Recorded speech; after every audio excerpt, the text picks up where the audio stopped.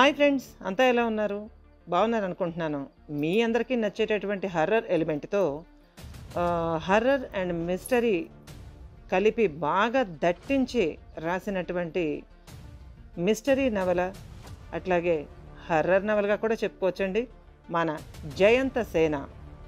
ఈ mystery horror నవలకి మీ అందరికీ స్వాగతం. ఇంకా మన ఛానల్ని, ఆడియో ఫేస్ ఛానల్ని సబ్స్క్రైబ్ చేసుకోండి, లైక్ చేయండి, షేర్ చేయండి.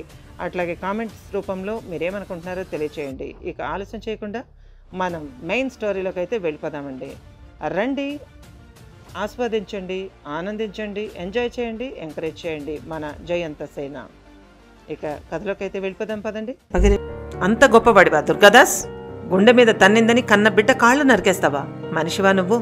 నీలాంటి విశ్వాసఘాతకుడు బతక్కూడదు. నాలుక బయటికి వెళ్ళుకొస్తోంది. దుర్గాదాస్ కళ్ళ ముందు రంగులు మెరుస్తున్నాయి. ఏం చేయమంటారు బాబా? చేతులు కట్టుకుని అడుగుతున్న ఖాసిం ఆ క్షణం దుర్గాదాస్కి కనబడుతున్నాడు. మా రెండో పాప బాబా, దీవించండి, మీ దీవెన చాలా అవసరం. తన కాళ్ళ దగ్గర పాపని పడుకోబెట్టి అడుగుతున్న ఫాతిమా కనిపించింది. ఆ క్షణం ఫాతిమా కనిపించింది దుర్గాదాస్కి. అతడి ఎడమ కంటి నుంచి రాబోయిన కన్నీటి బొట్టు కొలుకుల్లోనే ఆగిపోయింది. నిశ్చేష్టుడై చూస్తున్న స్టీఫెన్ అదిరిపోయాడు. ఒక్కసారిగా చలనం వచ్చింది. చప్పున కారిడోర్ తీసుకుని పరిగెత్తాడు. అప్పటికే జరగవలసిన దారుణం జరిగిపోయింది. కళావతి చేతుల్లోని మమకార శక్తి ముందు దుర్గాదాస్లోని పురుష శక్తి బలం పనిచేయలేదు. అతడు తెరుచుకున్న కళ్ళు అలాగే నిలబడిపోయాయి. అతడి ప్రాణం అనంత వాయువుల్లో కలిసిపోయింది. సాధించిన విద్యతో ఎన్నో చెయ్యాలనుకున్న అతడి మెదడు ఆ క్షణం స్తంభించిపోయింది. ప్రాణానికి ప్రమాదం వచ్చినప్పుడు వచ్చి కాపాడాల్సిన ఘోరచండి వరం ఉపయోగించుకునే అవకాశం కూడా లేదు, గుర్తుకు కూడా రాలేదు. అందుకే అంటారు, చేసిన పని చెడ్డదైతే ఫలితం అనుభవించక తప్పదని, తప్పనిసరిగా అనుభవించాలని. అన్నిటికంటే ఘోరం విశ్వాసంగా బతికిన శిష్యుణ్ణి, అమాయకుడని తెలిసి, నమ్ముతాడని తెలిసి చంపడం. అంతకంటే దారుణం ఇంకేముంది? 40 ఏళ్లపాటు ఘోరచండిని ఉపాసించి ఇంకా అనేక శాక్తేయ శక్తుల్ని వశం చేసుకున్న గొప్ప సాధకుడు నీతిని మర్చిపోయి చేసిన ఘోరమైన తప్పిదం, ఏ తప్పు చెయ్యని ఖాసింని నిర్దాక్షిణ్యంగా చంపడం. దుర్గాదాస్ ప్రాణాలు గాల్లో కలిసిపోయాయి. ఆపబోయిన స్టీఫెన్ కేసి భయంకరంగా చూసింది కళావతి. ఆమె కళ్లల్లో క్రోధం మండుతోంది. నిప్పులు రాలుస్తున్న ఆ కళ్ళని చూసి వెనకడుగేశాడు మంత్రవాది స్టీఫెన్. దబ్బున నేల మీద పడింది దుర్గాదాస్ శరీరం. ప్రాణం లేని అతడి కళ్ళు సూటిగా తననే చూస్తున్నట్టుగా ఉలిక్కిపడ్డాడు స్టీఫెన్. ఆ శ్వేతజాతీయుడి మొహం ఎర్రగా కందిపోయింది.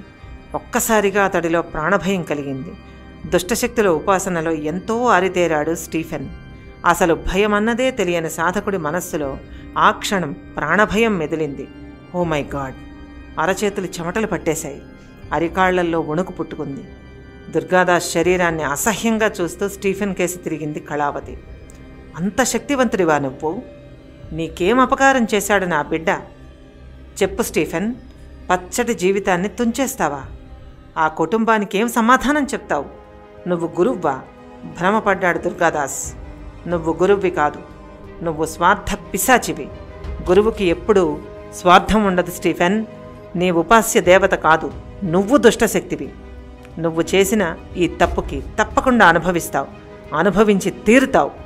ఒక్కో మాట తగలాల్సిన చోట తగిలాయి. బూడిదరంగు కళ్ళు ఆటోమేటిక్గా కిందకి వాలాయి. తల దించుకున్నాడు స్టీఫెన్ నికెల్. ఒక్కడుగు వెనక్కేశాడు. అతన్ని చీదరింపుగా చూస్తూ దుర్గాదాస్ని తన్నుకుని దాటుకుని గేటు తీసుకుని బయటకు దారి తీసింది కళావతి. అది కదా స్త్రీ అంటే. స్త్రీ ఔన్నత్యానికి కొలతలు లేవు, మాతృప్రేమకి హద్దులు లేవు. మాతృప్రేమని ఎంచగలిగిన శక్తి సృష్టిలోనే లేదు. పావుగంట తర్వాత ఆమె ఎక్కిన ఆటో ఆ ప్రాంతపు పోలీస్ స్టేషన్ ముందాగింది. చాలా తృప్తిగా ఉంది ఆమెకి. ఆటో దిగి ఓసారి స్టేషన్ బోర్డు కేసి చూసింది. చిన్న చిరునవ్వు విరక్తిగా ఆమె పెదాలపై కదిలింది. కాసేపట్లో పోలీసులకి స్వచ్ఛందంగా లొంగిపోయింది కళావతి. ప్రేమ, పాశం, విశేషం, విశ్వాసం ఎలా ఉన్నా ఆమె చేసింది హత్య. అందుచేత చట్టాన్ని గౌరవిస్తూ పోలీసులకి స్వచ్ఛందంగా లొంగిపోయింది కళావతి. సొంత పిల్లల జోలికొస్తే చీరేస్తాయి జంతువులు. జంతువు కంటే 1,00,000 రెట్లు బుద్ధిజీవి అయిన మనిషి ఆమె. అందుకే తన ప్రాణం కన్నా కడుపుకే ఎక్కువ ప్రాధాన్యత ఇచ్చింది కళావతి. ప్రాణం భర్త అయితే కన్న కడుపు ఇంకా ఎక్కువ ప్రాధాన్యత. నేర్చిన విద్య, ఆత్మసాక్షి ఎప్పుడూ మనిషిని సరైన దారిలోనే నడిపిస్తాయి. అవి మరో దారిలో నడిస్తే, అలాంటప్పుడే అవి దుర్గాదాసుని పాడెక్కిస్తే కళావతిని మనోపీఠం మీద ఉన్నతంగా నిలబెట్టాయి. ఎన్నటికీ ఏ వ్యక్తి ఎవ్వరూ కూడా మర్చిపోలేని ఉన్నత స్థానం కళావతిది. నాగమణి వంట పనిలో నిమగ్నమై ఉన్న నాగమణి ఉలిక్కిపడింది. ఎందుకనో చేతిలోని చాకు టక్కున కింద పడింది.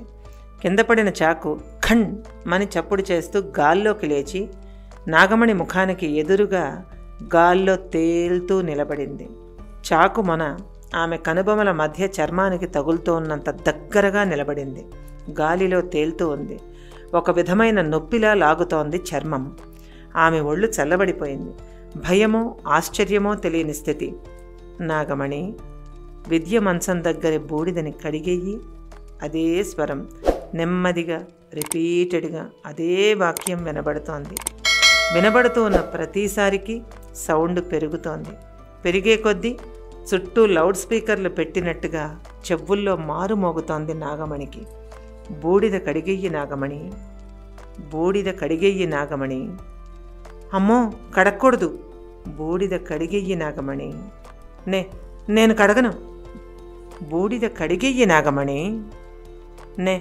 నేను కడగను. బూడిద కడిగెయ్యి నాగమణి. నిశ్శబ్దం. బూడిద కడిగేయి. చర్నాకోలతో చెళ్ళున తగిలింది దెబ్బ. అమ్మా, నాగమణి కెవ్వుమంది. నాగమణి కడిగేయి ఓ 10 సార్లు వినబడింది. నాగమణి, చెయ్యి, వెళ్ళు. బూడిద కడిగేయి, వెళ్ళు వెళ్ళు వెళ్ళు వెళ్ళు. అంతకంతకు ఎక్కువగా వినబడుతోంది ప్రాంప్టింగ్. నాగమణికి మనస్సు, బుద్ధి వశం తప్పిపోయినాయి. వశమైపోయింది నాగమణి. ఆ స్వరానికి వశమైపోయింది. ఆ స్వరం తాలూకు వ్యక్తికి వశమైపోయింది. చటుక్కున లేచింది నాగమణి. గట్టు మీదున్న బిందె నీళ్లు పట్టుకొని కదిలింది. 25 సెకండ్లు గడిచాయి. చేతిలో నీటి బిందె తీసుకుని శబ్దం కాకుండా విద్య గదిలోకి ప్రవేశించింది నాగమణి. ఆమెను చూస్తేనే అర్థమవుతోంది, ఆమె ఏదో ట్రాన్స్లో ఉంది. ఎక్కడో ఉంది. ఆమె బుద్ధి పనిచేయడం లేదు. ఆమె మెదడు షార్ప్నెస్ని కోల్పోయింది. ఆమె మనసంతా వినిపిస్తున్నది ఒకే ఒక వాక్యం, నాగమణి వెళ్ళి బూడిద కడిగెయ్యి. అంతే. అడవిలో రథంలో కూర్చున్న అఘోరి ఠక్కున కళ్ళు తెరిచింది. అరెరే పరమేశ్వర, విధిని నాకు ప్రతికూలము చేస్తున్నావా? ఓ శ్మశానవాసి, నీవెక్కడా? గట్టిగా సుందరకన్యక అరిచిన అరుపుకి సాగుతున్న 2 రథాలు దుమ్ము రేపుకుంటూ ఆగాయి. గురుమాత, ఏమయ్యింది? పరుగున వచ్చి అడిగిన చెంగప్ప వంక చాలా ఉదాసీనంగా చూసింది అఘోరి. అతడికి అర్థం కాలేదు. ఏమైందమ్మా? మళ్ళీ అడిగాడు. సర్వము కాల నిర్ణయంచంగా, విధి బలీయం. నేనేమి చేయుదును? పదండి, త్వరపడవలే నిట్టూర్చింది గురుమాత. ఏం జరిగింది తల్లి?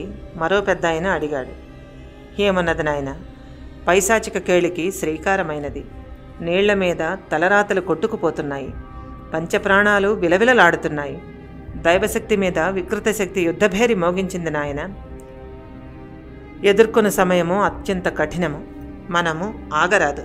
పదండి, ముందుకు పదండి నర్మగర్భంగా చెప్పి బయలుదేరమన్నది అఘోరి. సరిగ్గా అదే సమయానికి గెస్ట్ హౌస్లో అక్కడ విద్య గదిలోకి అడుగుపెట్టిన నాగమణి బిందెలోని నీళ్లు విభూతి లైను మీదగా పోస్తూ మంచం చుట్టూ తిరగసాగింది. తిరిగిన వైపే తిరగసాగింది. తిరుగుతూనే బూడిద కడగసాగింది నాగమణి. నల్లటి నీళ్లల్లో తెల్లని విభూతి కరిగి కరిగి కరిగి కొట్టుకుపోసాగింది. అలా మంచం చుట్టూ ఉన్న రక్షరేఖ చెరిగిపోయింది. ఇంకా ఉంది. ఇది గైస్ ఈ పార్ట్. ఎలా ఉంది? మీరేమనుకుంటున్నారు? మీకు కూడా నచ్చింది అనుకుంటున్నాను.